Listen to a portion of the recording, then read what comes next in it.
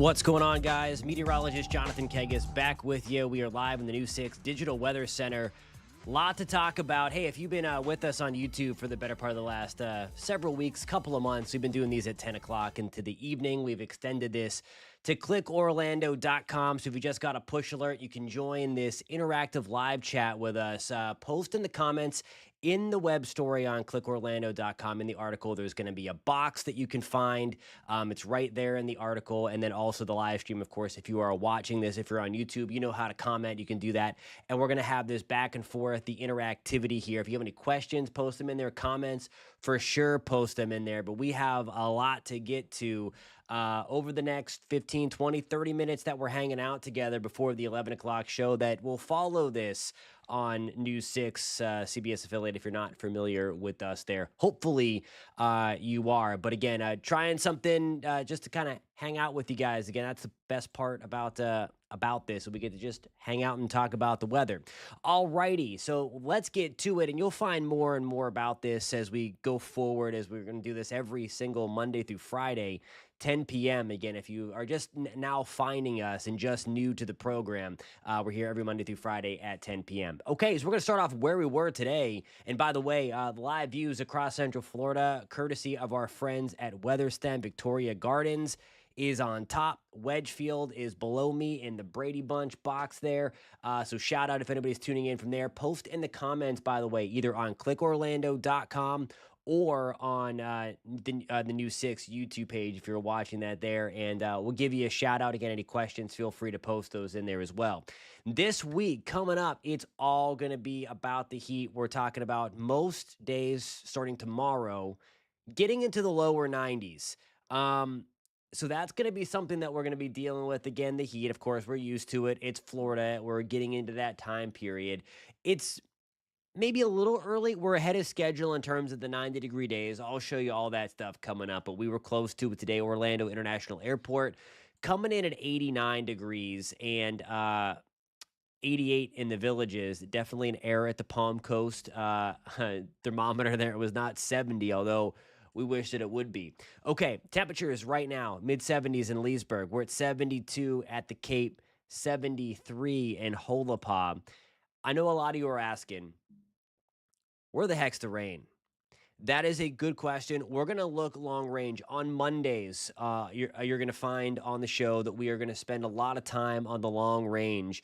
I like to look beyond the 7-day forecast. I like to call us atmospheric detectives sometimes, taking the clues that the atmosphere is giving us, breaking them down, and then trying to make a forecast that goes beyond the 7-day forecast. Now, as you will know, that doesn't always work out, but there are certainly things that the atmosphere is telling us when it comes to what the weather is going to be like, or at least what the pattern is going to be like going forward. So I hope you like that stuff. We're going to get into all the teleconnections, as we call them. Okay, it's doing this, and this part across the world might do this in a couple of weeks in Central Florida. So a lot of stuff there. There is a cold front to our north and west. There is some rain and some thunder. You see the lightning strikes there. That's what all those little white marks are on your screen. Whoops, did not mean to do that. Made the earth all kind of wonky there on the map. Some storms rolling through Baton Rouge, parts of Mississippi, Alabama. That is not coming here. I'll show you why throughout this live stream, but we are going to stay pretty much bone dry for the most part over the next 7 days, maybe even the next 14 days. I think most of Central Florida is going to go without seeing measurable rain. We might get a few sprinkles here and there. I'll show you that 7-day forecast coming up. But by and large, we are not going to see rain. Certainly, we're not going to bust a drought that we've gotten ourselves into. Hour by hour forecast, just to give you a kind of a snippet of what is coming before we get into some of the nitty gritty, some of the science, and then kind of pick our drought apart a little bit to kind of show you in perspective where we stand on that mark. It's getting pretty serious out there. 80 degrees by 11 o'clock tomorrow. We're back to the middle 80s by 1 o'clock. We'll see a mainly cloudy sky. It's going to be that same kind of filtered or milky sunshine that we had across Central Florida today. Okay, so I want to start off with some positive news. We were showing you some video of brush fire in southern Brevard County. It looked crazy. And again, shout out to the firefighters. We'll continue to uh, put you guys on a pedestal, you guys and women out there. It's been crazy. These fires have been popping up all over Central Florida, like a handful a day, and they're under control like that. It takes a lot of hard work. Again, a lot of the Forest Service does those prescribed burns throughout to help keep the brush down as best as possible, and then the firefighters actually getting out there and taking care of business and getting things contained rather quickly. If you saw the video, this one here, south of Palm Bay, northwest of Mico, it was at 6:30, 5 acres burned, 0% contained. As of, you see there the timestamp, 9 o'clock. This is on the Forest Service website, by the way.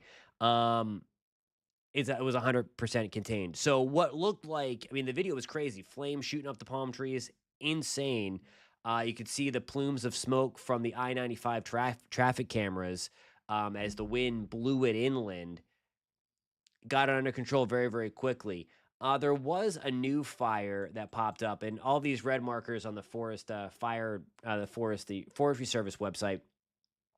When they're red like that, that means that they are active and ongoing and working on it. So that by the key deer fire now, this is going to be off the 528. Is 60% contained, 1 acre burned. So again, we had a bunch pop up. This little cluster down here, and the green means that it was reported. Might be an error. This one, we saw this one a while ago. Yeah, it's a 455. I'm sure that that's taken care of. And then all of the brown ones on the map are where there are fires, but they are contained. So I was out walking the dog earlier today, and you could smell some smoke. So it's getting a little smoky out there. We knew this, and I mean that's going to be, I think, the reality of the situation going forward. If you smelled smoke today, post that in the comments section, or if you saw any of the smoke or flames across Central Florida, let me know where. Okay, so back to the actual weather side of this. Um, this is to put this in. This kind of shows you how dry your neighborhood is or your county. These numbers are the most important to kind of gauging where we stand in our drought. This is used on a day-to-day basis for the fire weather conditions when we show you the counties that are in high or moderate or very high or extreme. This goes in, this is a piece of that puzzle that shows how dry the vegetation is, how dry the ground is to potentially spark fires or to take a spark and run with it, if you will. 500 is the critical number. And again, we're going to be showing you this map for a while because it changes on the day to day. It's a rolling kind of drought monitor that it builds on itself each day. So it takes the independent variables like relative humidity and wind out of it. This is purely, okay, the ground is dry, the higher the number, the easier it is for fires to start and spread given other atmospheric conditions. So I hope that makes sense. It's a little complicated, but all you need to know here is that the higher the number, the worse off we are. 500 is the real critical number, or at least it starts to become critical because that's when most counties automatically enact a burn ban. Orange and Seminole County went whenever it went to 500. Lake County went to 500. I'm picking on Orange and Seminole first because it was last week at this time we were in the 480 range of the Keach Byram Drought Index in Orange and Seminole County. Now, just a week later, we are surging into the 520s. We're both at 528. Volusia County, we have a severe drought as designated by the United States Department of Agriculture. But in the Keach Byram Drought Index, I mean, it shows that there. Again, the next color up is the orange, and that's the 550s, and we're almost there. Sumter and Lake County, we have been in the 500s. We've had the burn ban in Lake County for a while, and I mean, we are way above that in Sumter and Lake. Brevard, Flagler, Osceola, we are not far off from joining the 500 club. That is a club you do not want to be a part of because, again, it just means that things are getting a little more sensitive out there. I mean, you can, if you have leaves around and you step on them, you hear how crunchy they are beneath your feet.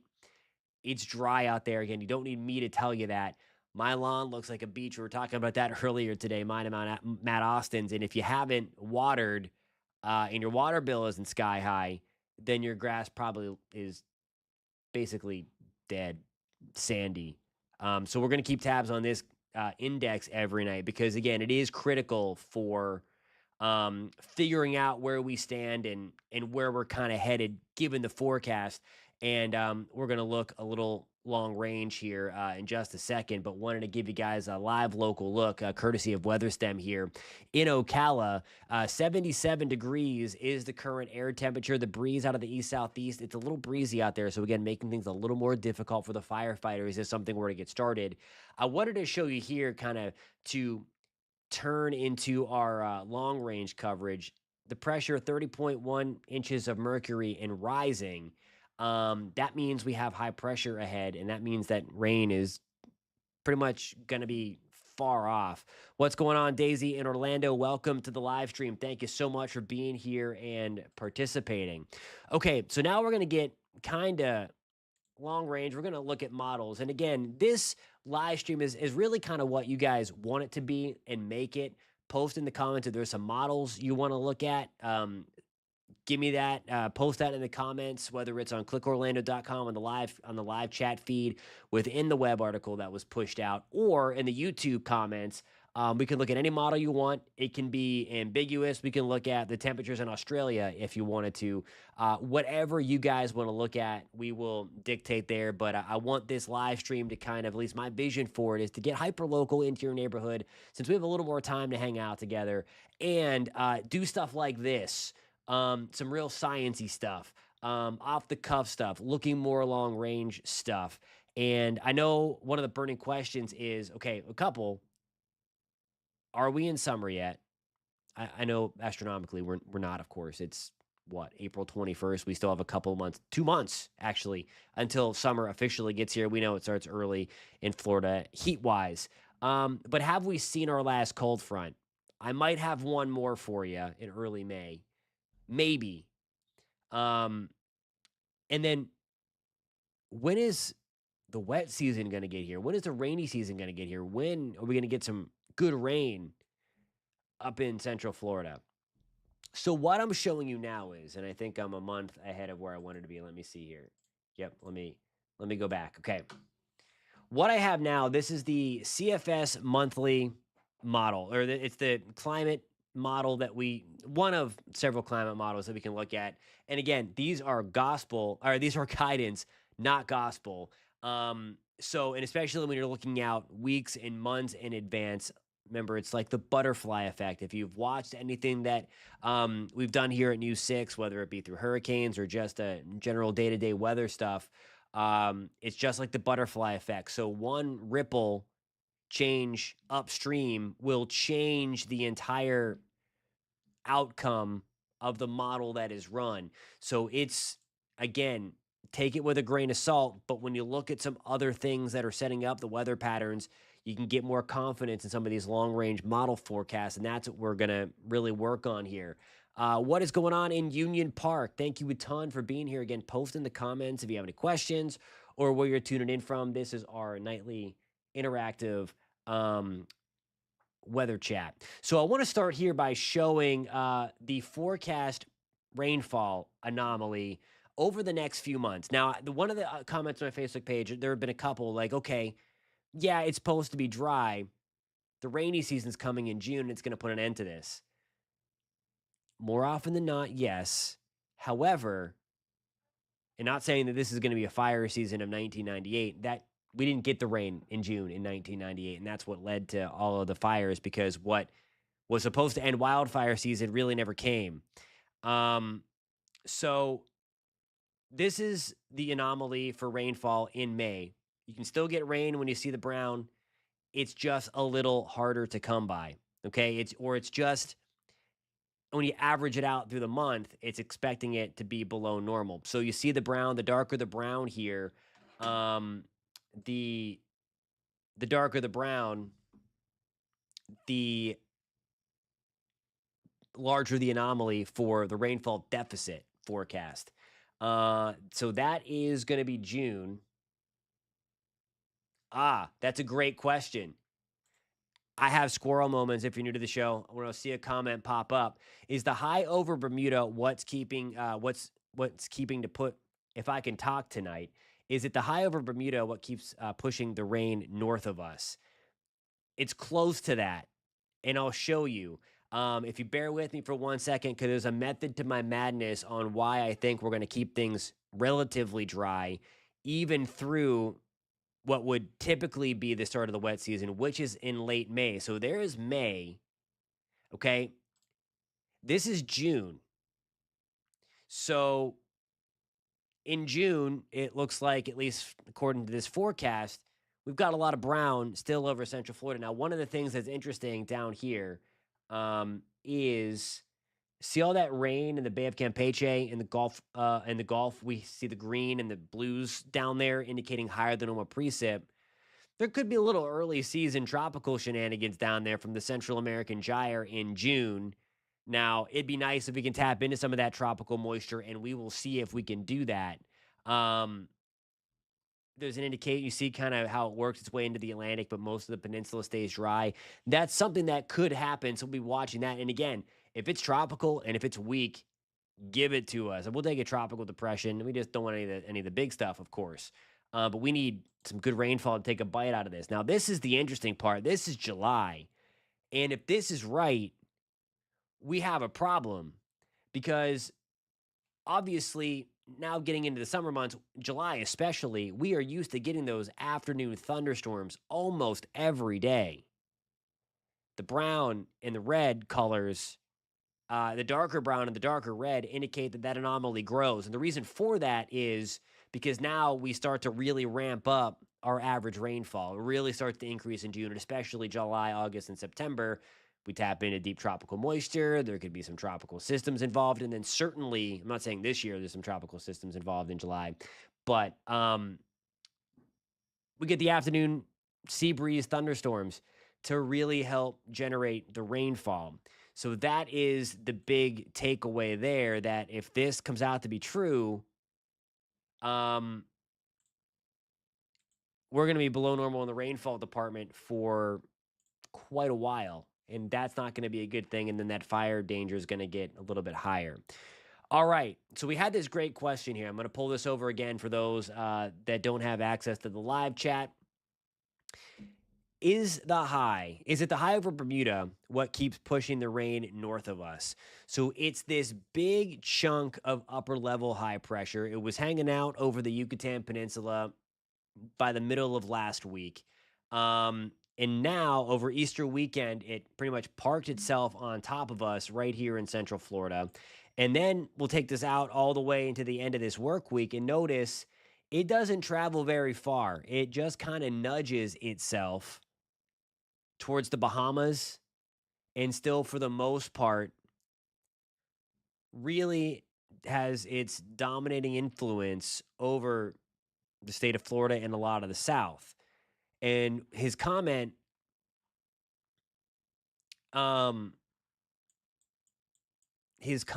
is,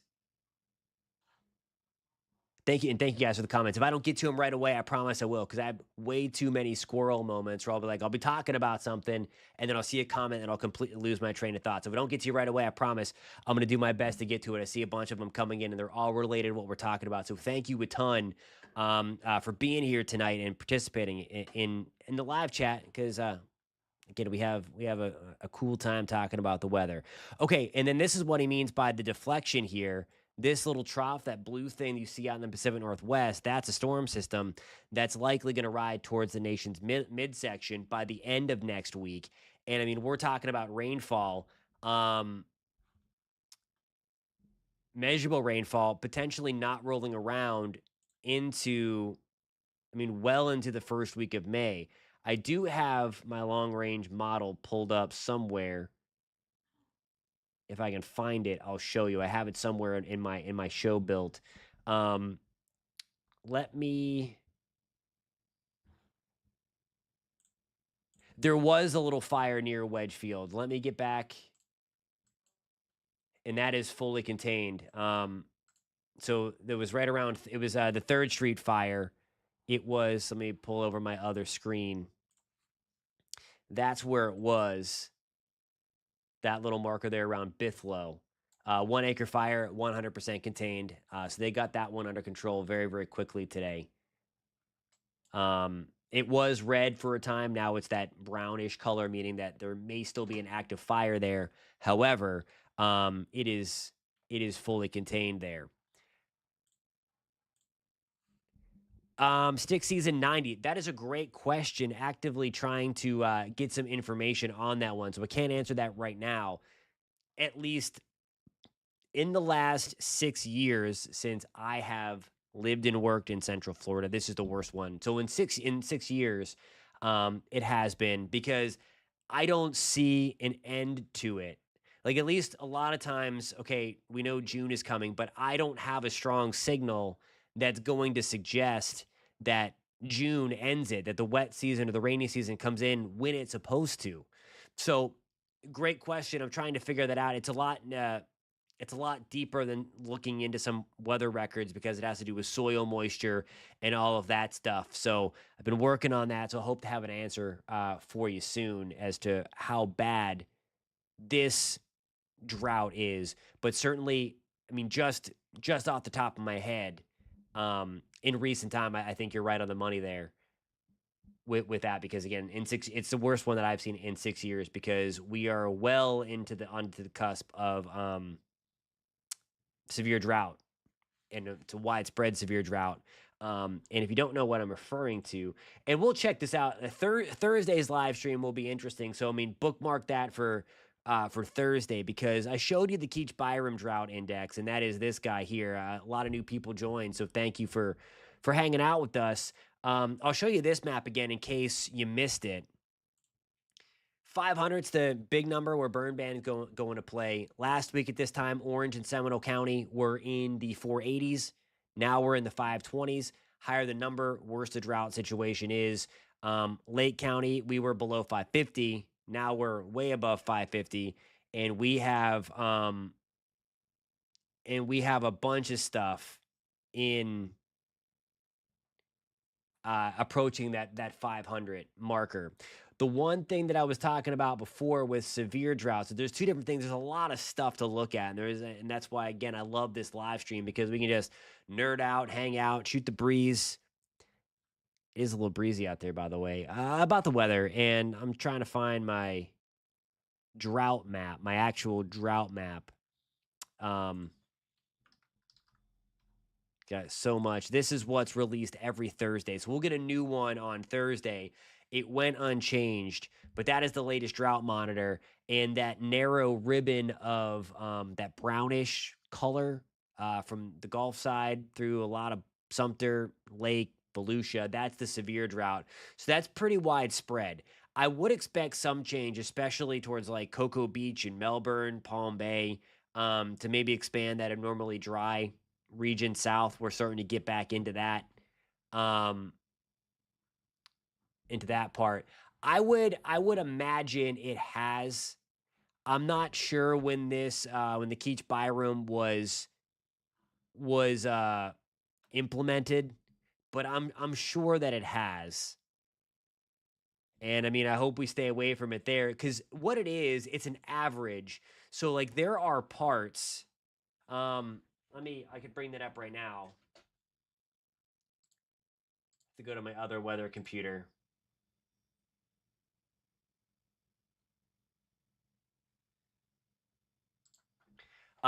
There's a widespread numerical report. So, and this might bore you a little bit, but this is on the fireweather.gov. This is the Florida Department of Agriculture site.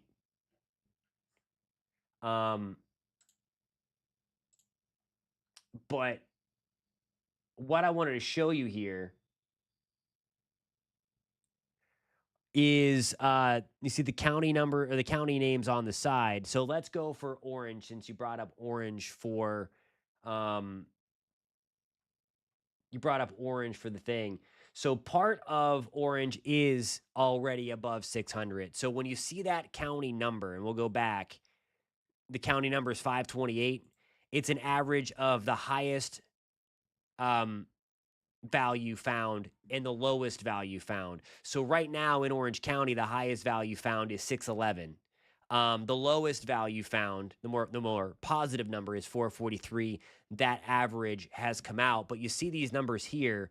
This is that plus number is the positive, is the change in the for the last index, and we get these numbers every single day. So I mean that's a significant jump. I mean, some of these are double digit jumps. And we had been seeing like 2 to 3 per day. Orange County jumped up 6. Let's see, Lake County jumped up 4. Um, Marion went up 6. Brevard was climbing fast. Brevard went up 7 today. So there's all that.